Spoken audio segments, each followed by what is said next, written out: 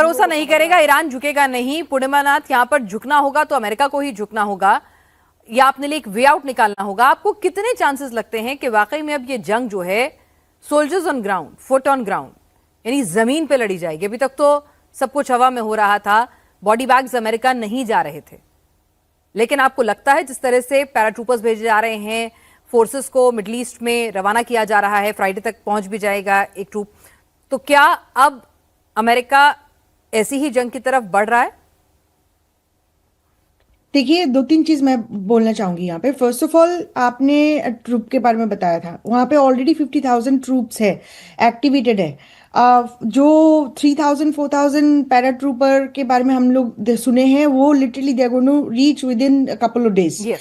ये जो टाइम उन्होंने खरीदा है, प्रेसिडेंट ट्रम्प ने 5 दिन का pause, this is exactly why he bought this time. और जो बाय दैट टाइम यूएसएस ट्रिपली वहां पे पहुंच जाएगा, ठीक है। और जो मेरीन की बात हो रही है, वो सी राउट में जाएंगे, थोड़ा सा टाइम लग रहा है, बट वो भी आजू बाजू में, वो एक हफ्ता पहले शुरू हो गया था, तो लिटरली उसी टाइम पे वो लोग पहुंच जाएंगे। तो जो प्रेसिडेंट ट्रम्प जो बात कह रहे हैं कि निगोशिएशन या पॉज या कोई डील या gift, I don't trust him first of all. Second of all, Pakistan mediate करे, और कोई और करे, सऊदी करे या ओमान करे, उसमें कोई फर्क नहीं पड़ने वाला। आपको यह देखना होगा हमें कि एक्चुअली ये वॉर में फायदा किसको हो रहा है? फायदा हो रहा है प्रेसिडेंट ट्रम्प को और अमेरिका को। At the end of the day मेरे ख्याल से जब मिडल ईस्ट जलेगा, तब आर्म्स के साथ साथ तेल भी बेचेंगे, because America is largest oil producer since 2018 से पहले। बेसिकली अभी जो ऑयल यहाँ से प्रोड्यूस करेंगे, ये बेचेंगे सारा दुनिया में। अब स्ट्रेट ऑफ हॉर्मूज की बात जब आती है, वेनेजुएला और ईरान लिटरली टुडे हैज 1/3 ऑफ वर्ल्ड्स ऑयल, और अमेरिका उसके ऊपर कंट्रोल चाहता है। This is all about resources, this is all about US dollar देखिए, जो बात अंकित ने कही थी कि ये जंग जो है हथियारों की खरीद फरोख्त, तेल और इन सब के इर्द गिर्द है। इजराइल एक बहाना है, इजराइल अपनी लड़ाई लड़ ही रहा था, वो एक बहाना है, एक रीजन है, लेकिन असली मामला जो है तेल के खेल का है। दाऊदी साहब, जिस तरह से खबरें ये भी आ रही हैं कि अमेरिका का अगला प्लान है खर्ग को किसी तरह से उसको अपने कब्जे में लेना, वहां पर अपना होल्ड स्थापित करना, और अगली लड़ाई, अगली जंग उसी के लिए होगी। और ये जो कमांडोज, फोर्सेस जो सब आ रहे हैं, ये उसी के लिए आ रहे हैं। और क्योंकि अगर आपने उस पर कब्जा कर लिया, तो फिर आपने ईरान की एक तरह से लाइफलाइन ही काट दी, ईरान को ही खत्म कर दिया, कुछ बचेगा ही नहीं, अर्थव्यवस्था ही नहीं बचेगी, तेल नहीं बचेगा। तो बिल्कुल सही बात है। अगर वो प्लान हो सकता है, और उसके बाद तो बहुत ही ज्यादा ईरान के लिए मुश्किल वक्त हो जाएगा।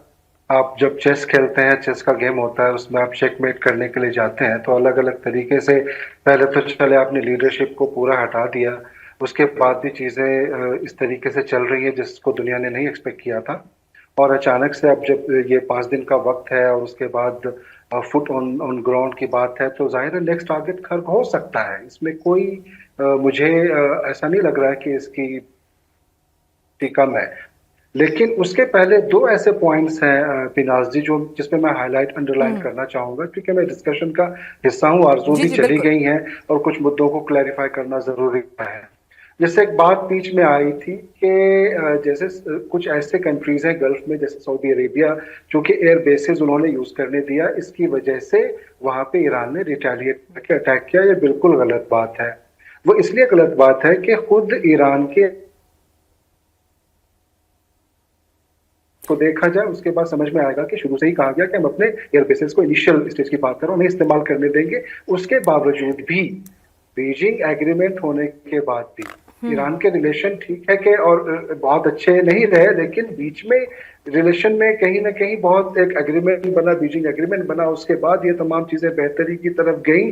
अगर लड़ाई नहीं तो कम से कम ये थी कि डिप्लोमेसी और तमाम चीजें हो रही थी। उसके बावजूद जब रिटेलिएट करके ये अटैक किया गया, और होते होते ये काफी आगे तक चला गया, तो कहीं ना कहीं ये जो इंटरनेशनल लॉज का वायलेशन होता है, उसके साथ साथ बीजिंग एग्रीमेंट का भी वायलेशन है।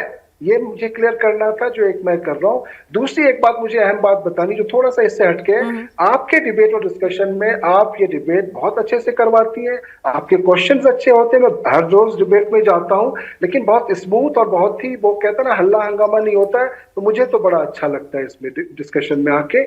इसलिए मुझे लगता है कि आपके यहाँ से बात बहुत दूर तक पहुंच सकती है, बहुत अच्छे से पहुंच सकती है, बहुत ही पॉलिश्ड वे में पहुंच सकती है। चलिए, लेट्स होप के पीस प्रिवेल्स। लेकिन जो हालात बन रहे हैं, जो हमारे तमाम एक्सपर्ट्स, फिर चाहे वो अंकित हो, नदीम हो, कार्तिक हो, पूर्णिमा हो, आसिफ दाऊदी साहब हो, सभी इसी ओर कुल मिला के इशारा कर रहे हैं कि पीस चाहते सब हैं, लेकिन जो हालात बन रहे हैं, ईरान के पास खोने के लिए कुछ बचा नहीं है। उसके लिए अब ये जंग अपने अस्तित्व की, स्वाभिमान की लड़ाई बन चुकी है, तो वो झुकेगा नहीं।